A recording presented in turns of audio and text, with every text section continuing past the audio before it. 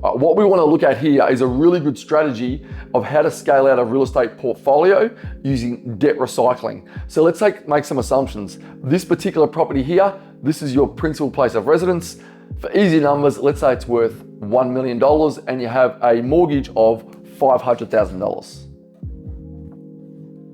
You've been doing some great savings in the offset. You've actually put aside roughly $120,000 in offset. So the first thing we want to do is not use that as a deposit for the investment property. We want to use that to pay down the principal place of residence. So that $120,000 pays this down to $380,000.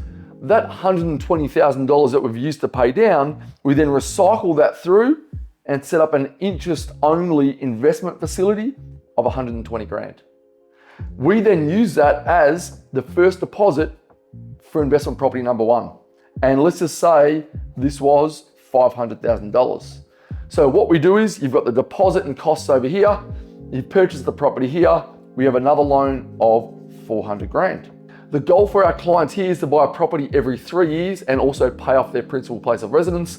We've set them up with our fast track strategy to help them do that. So in the next 3 years, they're actually able to pay down this loan by another $120,000, which means we reduce it to $260,000.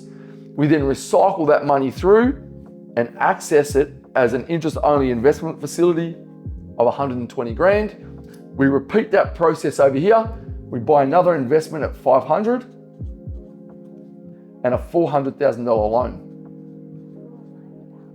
They've now reduced their mortgage from 500 to 260 and bought their second investment property.